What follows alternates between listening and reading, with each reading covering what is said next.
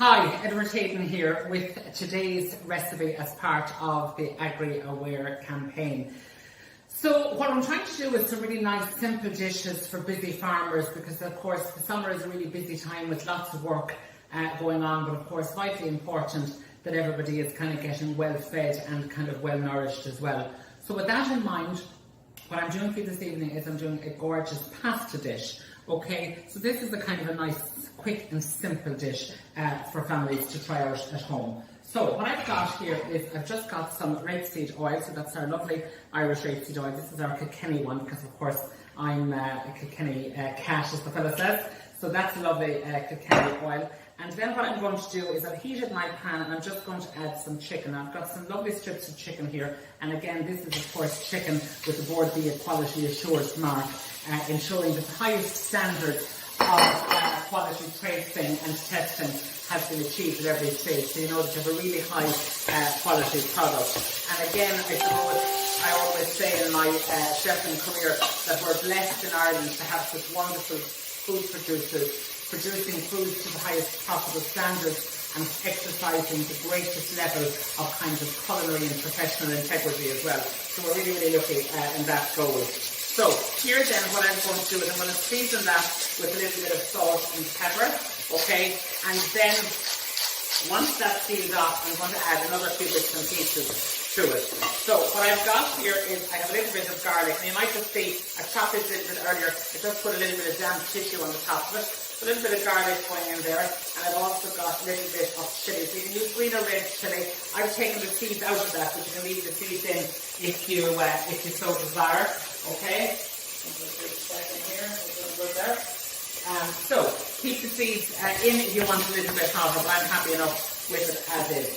Now I'm going to pop in another little bit of oil, and then I'm going to add in some of that lovely Spanish sauce of chorizo.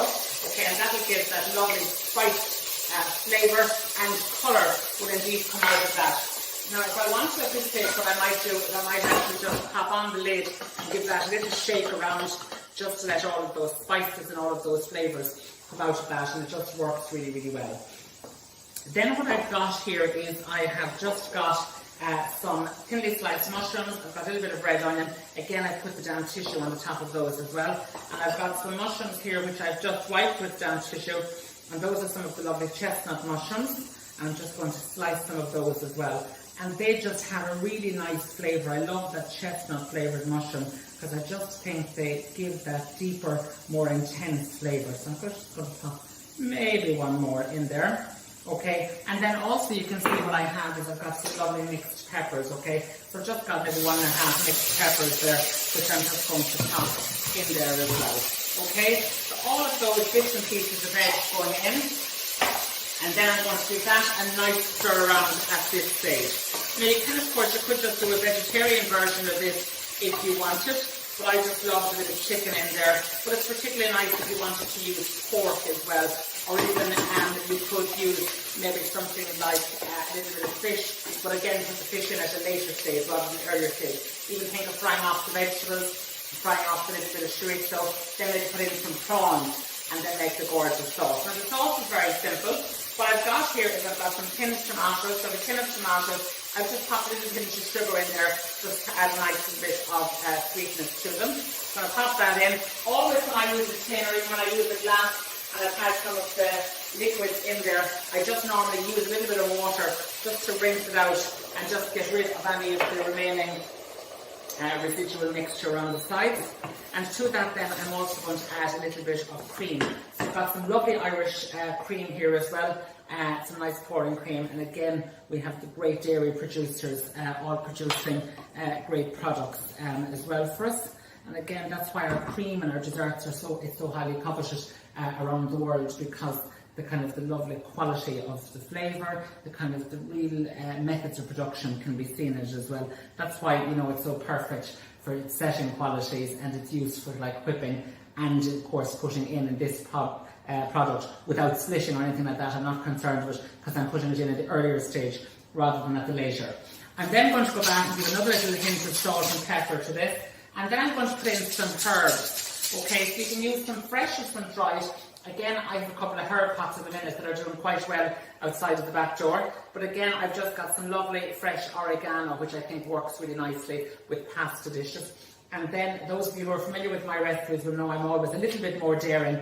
So I'm giving you a little extra hint of the dried or the crushed chili flakes in there. So I'm going to pop that in, give that a nice stir around, and then I'm just going to allow that mixture to come to the boil, okay?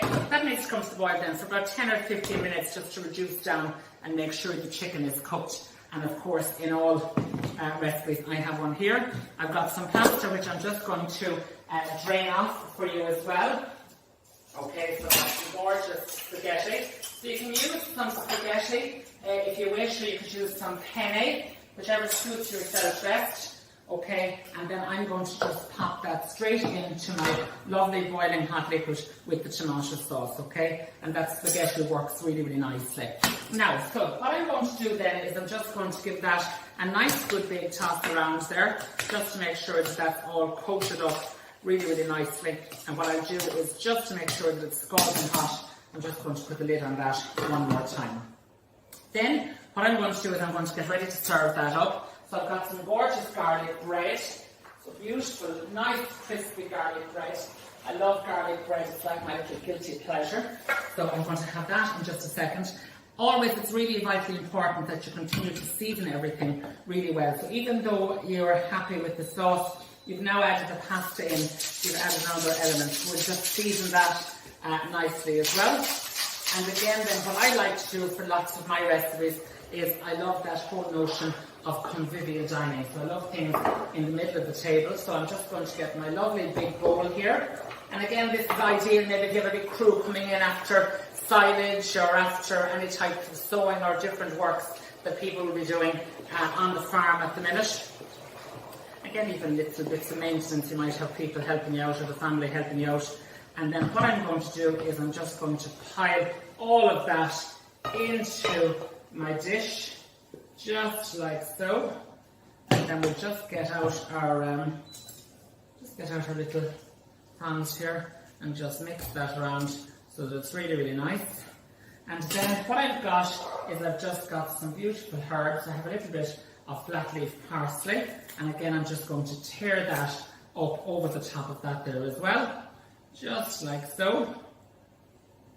And then a little bit of grated cheese, so a little bit of grated Irish cheddar, or you could use parmesan there as well if you want. And then I'll just finish that off with a little bit of oregano, and again some lovely sprigs of chive flowers, which are in real good season at the minute as well. And that completes today's recipe. That's our lovely chicken and chorizo pasta, and then we'll just pop our little bit of garlic bread up to the side there, and that's our perfect dish for today. Thanks a million, folks. Hope you enjoyed cooking that up at home with myself, Edward Hayden, and AgriAware.